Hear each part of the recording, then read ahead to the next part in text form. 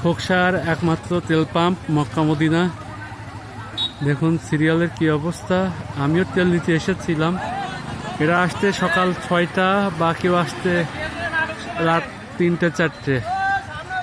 যে সিরিয়াল দেখতেছি আজকে হয়তো তেল নেওয়া হবে না। ঠিক আছে, এই যে